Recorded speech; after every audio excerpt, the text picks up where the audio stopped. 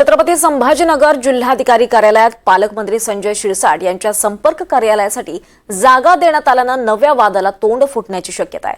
जिल्हाधिकारी कार्यालयातील तळमजल्यावर ज्या ठिकाणी हाय स्पीड रेल्वेचं दालन सुरू केलं होतं त्या दालनात सरकारी कर्मचाऱ्यांसह पालकमंत्र्यांच्या बस्ता नसणार आहे। पालकमंत्र्यांकडे येणाऱ्या तक्रारींच्या अनुषंगानं त्या ठिकाणी निवेदनं स्वीकारली जातील। या प्रशासकीय निर्णयामुळे नवीन पायंडा पडणार असल्याचं बोललं जात आहे। तसंच यावरून विरोधकांकडून टीका देखील होण्याची शक्यता आहे। दरम्यान याच दालनाचा आढावा घेतलाय आमचे प्रतिनिधी मोहसिन शेख यांनी।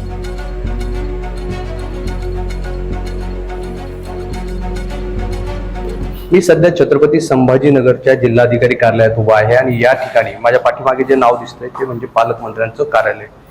त्यामुळे आता छत्रपती संभाजीनगरच्या जिल्हाधिकारी कार्यालयामध्ये पालकमंत्र्यांचं देखील कार्यालय असणार आहे।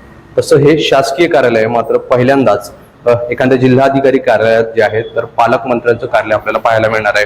आपण जर बघितलं तर या ठिकाणी संजय शिरसाट यांच्यासाठी हे कार्यालय उघडण्यात आलेलं आहे, ज्या ठिकाणी जे आहे तर पालकमंत्र्यांकडे येणाऱ्या तक्रारी आणि निवेदन या ठिकाणी घेतले जाणार आहे। विशेष म्हणजे या कार्यालयात द्वितीय श्रेणीचे 3 अधिकारी आणि कर्मचारी देखील नेमण्यात येणार असल्याची माहिती मिळते।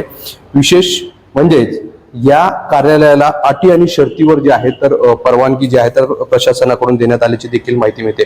आपण जर बघितलं तर यापूर्वी मुंबई उपनगर जिल्ह्याचे पालकमंत्री जे तत्कालीन पालकमंत्री मंगलप्रसाद लोढा होते, त्यांनी देखील महानगरपालिकेमध्ये असंच कार्यालय सुरू केलं होतं आणि त्यावरून वाद झाला होता, बऱ्याच टीका देखील झाल्या होत्या। आता संभाजीनगरमध्ये देखील जिल्हाधिकारी कार्यालयात जे आहे तर संजय शिरसाट म्हणजेच पालकमंत्री संभाजीनगरचे यांचं कार्यालय या ठिकाणी पाहायला मिळतं। या कार्यालयात आता निवेदनं जे आहेत तर ते स्वीकारले जाणार आहे। जे लोक शिरसाट यांच्या कार्यालयात पोहोचू शकत नाही त्यांच्यासाठी हे कार्यालय उपलब्ध करून देण्यात आल्याची माहिती मिळते।